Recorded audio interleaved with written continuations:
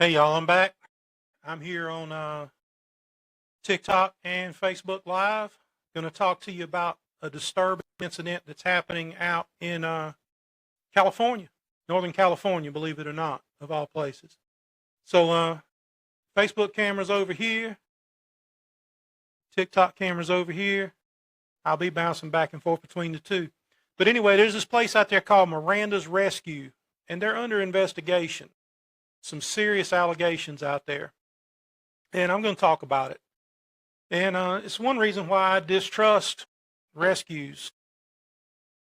Right off the bat, when somebody says they're a rescue, I automatically distrust them.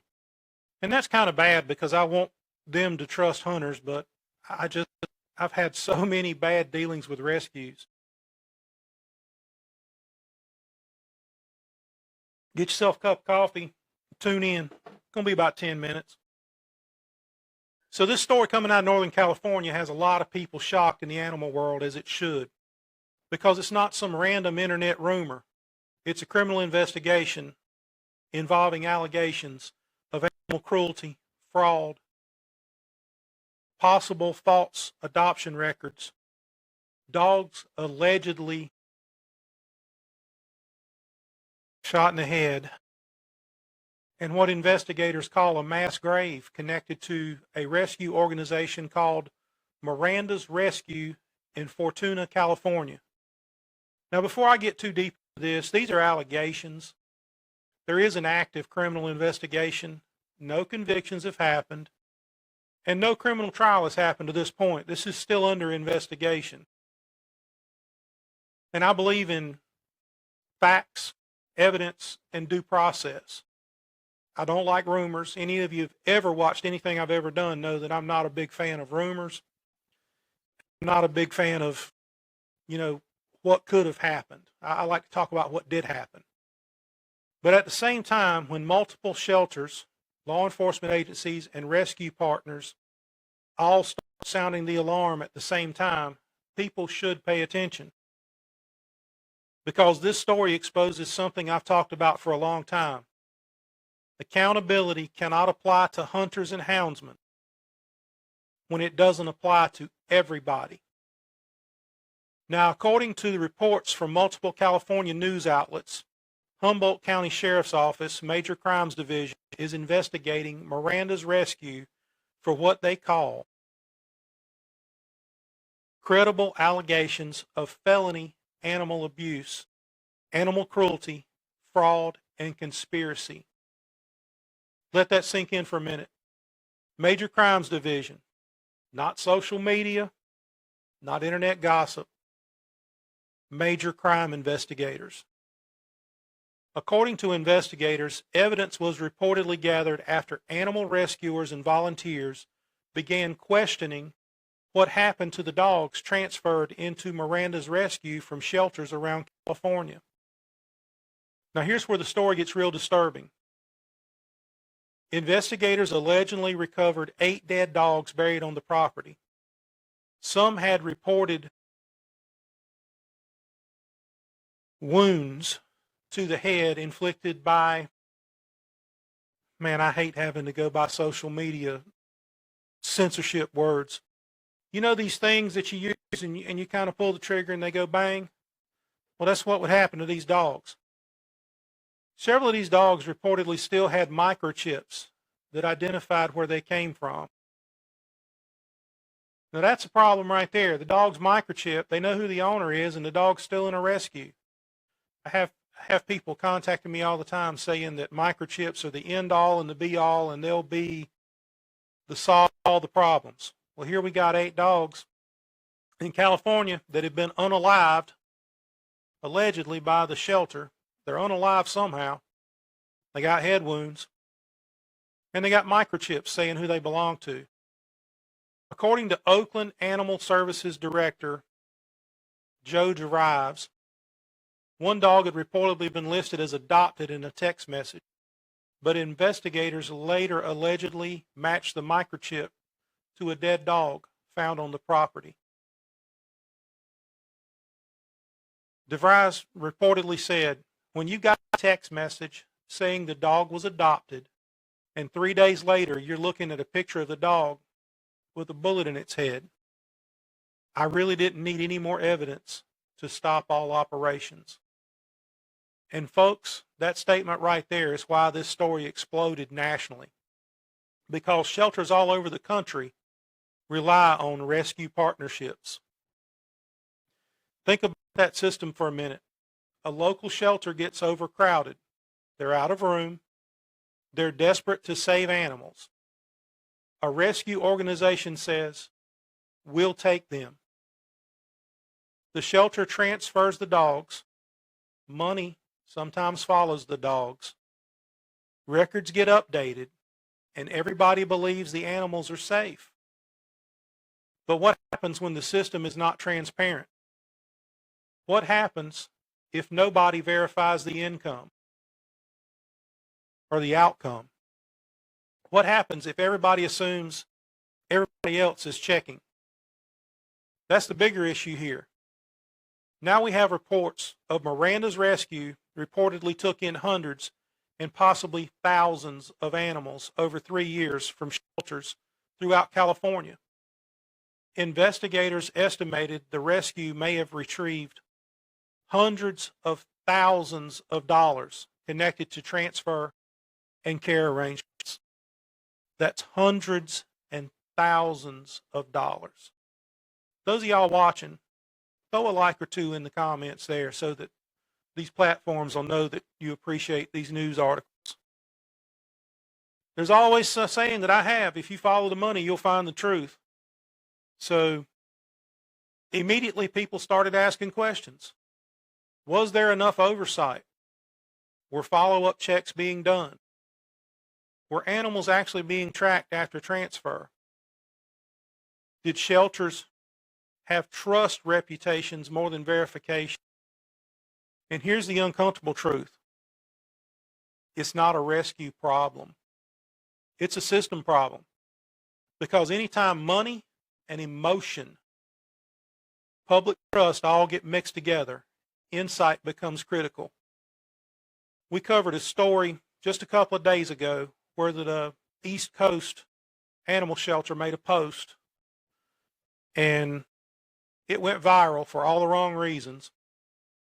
And the comment section was full of absolute emotion and no facts.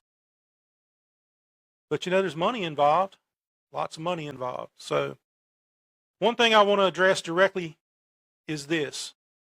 For years, many hunters, houndsmen, and rural Americans have been portrayed as the villains, by activist organizations. I'm going to say it again. For many years, many hunters, houndsmen, and rural Americans have been portrayed as the villains by activist organizations. We've been told hunters are cruel. We've been told houndsmen don't care about their dogs and they mistreat their dogs. We've been told rural people are backwards. And the only ethical people are the activists and the rescue organizations. Now here's a rescue organization that's under criminal investigation by the Sheriff's Department for felony level serious crimes. Bad actors can exist anywhere. In hunting, in rescue work, in government, in activism, anywhere. The difference is accountability. That's why I keep saying the truth should matter more than ideology. If somebody abuses a dog, investigate it. If somebody abuses rescue dogs, investigate that too. If somebody lies about adoptions, if somebody lies about dumping a dog, investigate it. There should be some penalties for these things, serious penalties. Especially these rescue organizations that get tens, if not hundreds of thousands of dollars, some of it's taxpayer dollars, to take care of these dogs. And their idea of taking care of them is tossing them in a hole out back. Like is suggested that Miranda's rescue did. That's the reason they're under investigation. And there's another lesson here that I think the hound community should pay attention to. Identification matters. I've talked repeatedly about microchips for hunting dogs. Why? Because dogs disappear. A lot of folks, a lot of people close to me do not agree with microchips. I had one person I asked about it. I said, what do you think about microchips? His response was no, but the first word was kind of an ugly word, and it started with an F. He was very serious about his response. But dogs disappear. Dogs get stolen. Dogs get dumped. Dogs end up in shelters across state lines. We found dogs that were stolen hundreds of miles from where they turned up. And if there's no identification, the truth disappears with them. In this particular case, investigators reportedly used microchips to identify buried dogs and trace them back to the shelters. Without those chips, some of those dogs may have never been identified, and that's what matters. Now, Miranda's rescue founder, Sharon Miranda, has publicly denied any of the allegations and says not everything being reported is true. He says that he intentionally and vigorously defends himself and will devote decades to animal work. Again, due process matters. I'm not saying Miranda is guilty of any of this. I am saying that the Sheriff's Department's investigating it. The investigation is ongoing. But what concerns me most personally is trust, because the entire rescue and shelter world depends on trust. Shelters trust this organization. Volunteers trusted this organization. Donors trusted this organization. People surrendering animals trusted this organization. Now shelters across California are reported suspending transfers and cutting ties. That's a major breakdown of confidence. We've seen lots of major breakdown of confidence. Right here, I was personally involved when a dog was stolen out of Virginia and turned up in Raleigh, North Carolina at a rescue. The dog was stolen directly, I'm going to get me a sip of coffee, stolen directly from Hunt in Virginia.